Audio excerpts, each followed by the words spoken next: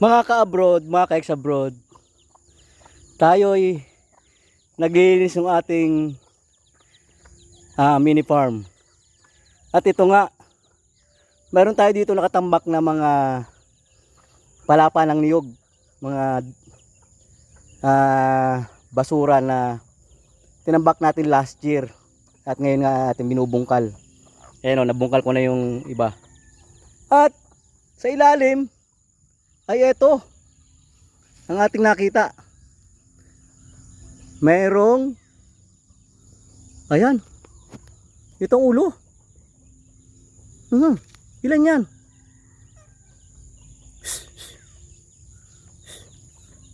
Ito ba ang ulo niya? Ayan oh. Sawa.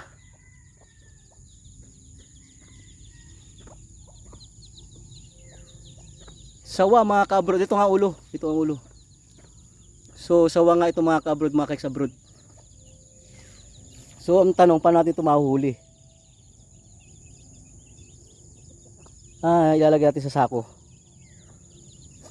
Paano kaya natin ito ilalagay sa sako? May sako ako doon. Kasi pag ito yung nakawala dito,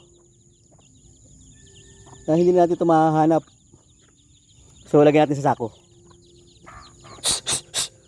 Oh, listen!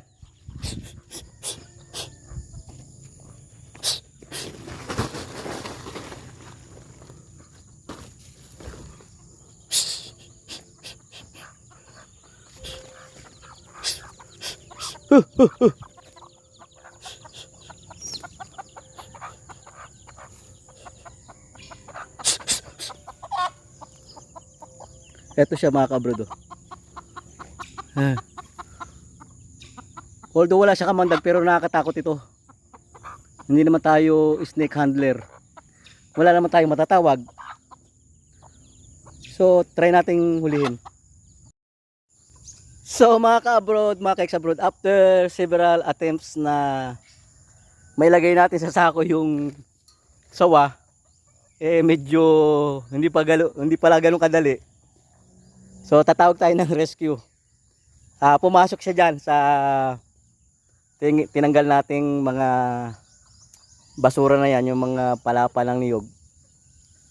And siguro naman hindi pa siya aalis dyan, kahit mga 30 minutes. Hahanap muna tayo ng makakatulong natin sa pagre-rescue. So hopefully pagbalik natin, sorry sa ubo, talan din panahon. So siguro na sa pagbalik natin ay nandyan pa siya. Inaano kasi ng mga manok kanina, kaya natakot. Gustong tukain nung inahin. Alisan! Madali kang tandang ka. So kaya pala siguro dati ay nababawasan yung mga itlog, pinagtutulungan ng sawa at nitong uwak.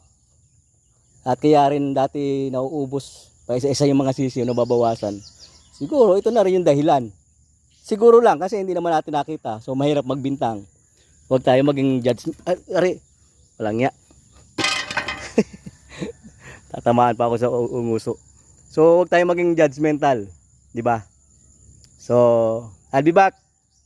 Just hang in there mga ka-abroad, mga ka-ex-abroad. So ito mga ka-abroad, nakakuha tayo ng snake hunter ng GRS. Say hi! Ayan. At ayun, dyan. Naglipat dyan. Baka sana nandyan pa. Dito natin lalagay sa ano to. So ay mga ka-abroad, mga ka-ex-abroad. Tatry naming hulihin yung sawa at aming i-relocate. Sana nandito pa. Ano man, dahan-dahan. Ay! Mga aso kayo ako! Olga! Ayan! Olga! Ayan!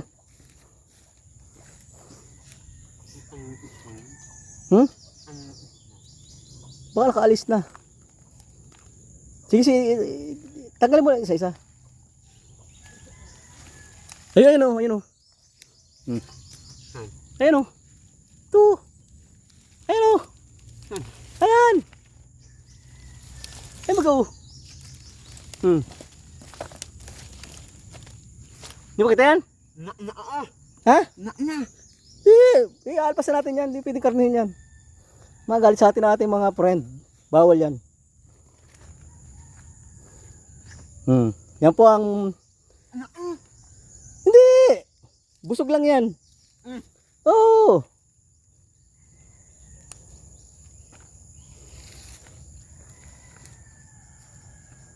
Tatanggalin natin dito sa loob ng ano. Kasi yung ating mini farm ay may net. Pag hindi natin tinanggal dito yan, babalik pa. Dito lang titirin. Dito na lalaki. Uubusin yung ating mga sisiw, manok, itlog. Ayun o. Oh. Sawa for life. Oh.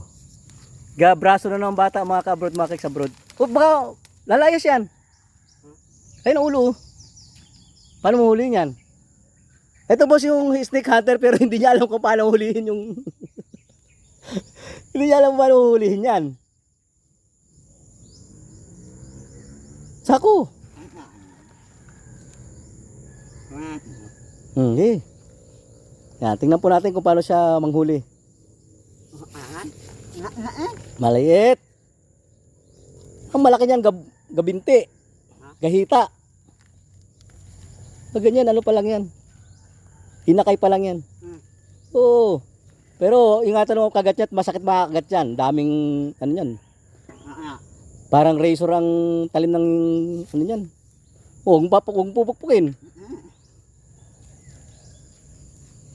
Hop, naulan pa. Hindi mo mapapasok yan dyan. Ayan. Ha?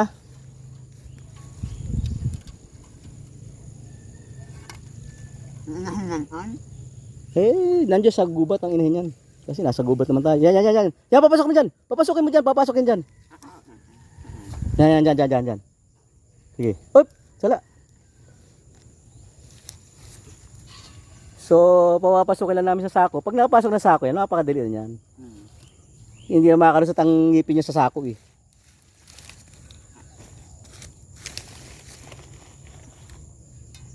Bam!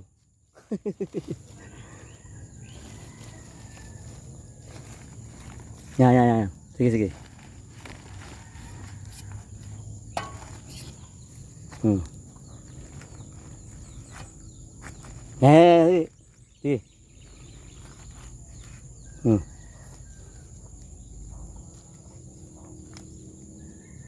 Hop, tatamaan yung uso. Okay. Yan. Sige, sige.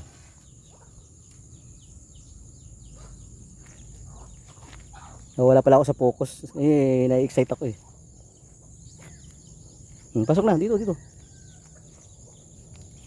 Yan. Sige, sige.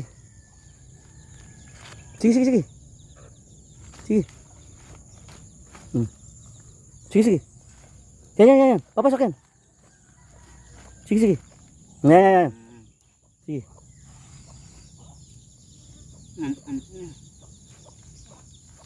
Hindi.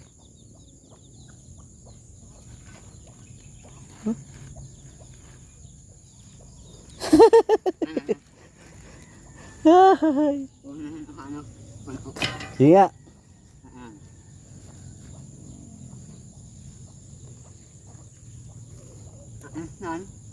Ito mga kabrod, mga keksabrod, eh wala namang kamandag ito kaya aming pinagtatangka ang hulihin. Pero kung ito ay may kamandag, ay alam nyo na. Wag na kayo. Wag na kayong mag-isip kung anong mangyayari dyan. Dahil napakadelikado ng mga makamandag na ahas.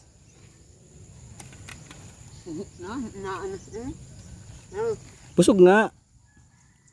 Diyan yan kumakain ng ano, akala ko lang puro uwak yung pala. Eh yan na yan, alam nga namang hindi kumakain yan. Kaya yung bagong tuntun ko na sisiyo na 7, siyam, naging 8 na lang eh. Eh wala naman sakit yun, katutuntun pala ang wala pang ilang araw. Asan? Hoy! Ah, kagat kayo. Di bali si Virgilio makagat.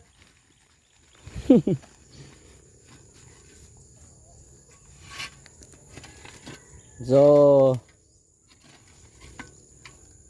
yan. Hahawakan niya daw sa bundot, mga kabrod, mga kaeksabrod, oh.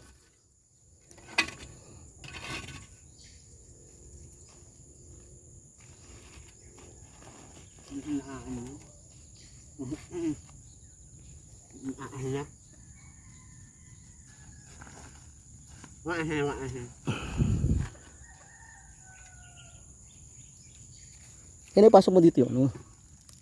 Ano? Itong. Yan. Yeah. Yeah. Harang mo dito. Ay. Dali, buntot tayo, buntot. Dali. Dali. Wala yan.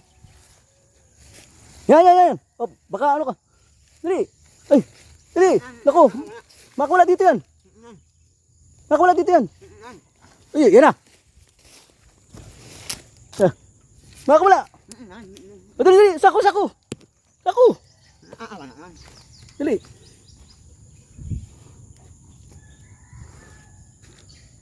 Sako. Yan.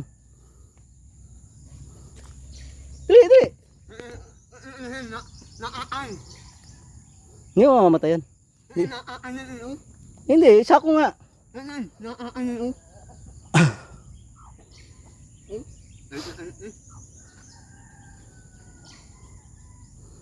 Busog oh.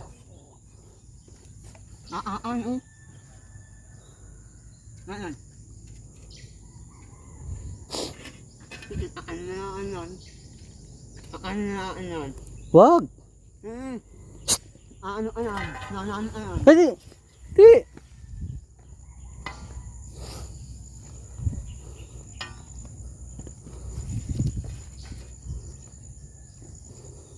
Wag. Oh, dali. Buntot. Sako.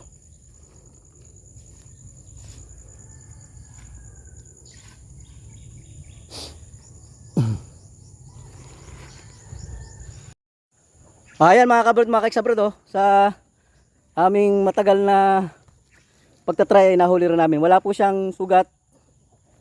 Buhay na buhay at atin pong yung pakakawalan. Hindi, ilalayo natin na konti. Sige, tara, let's ating naalpasan. Kawawa naman ito. Wala naman ito kamandag.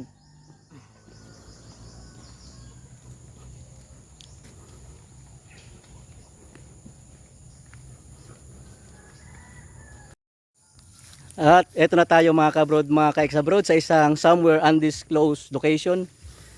Pakakawalan na natin yung ating nahuling na-rescue yung sawa. So, dito na siya. Malayo naman sa kabahayan. Ano mo yung ano? Palabasin mo.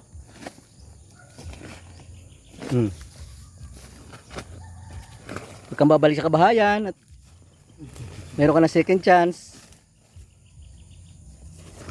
Kapag may nakakita sa iba, baka iba ang mangyari sa iyo. Olga! Ayun na po, oh. Mga kabrod, mga kaeksabrod.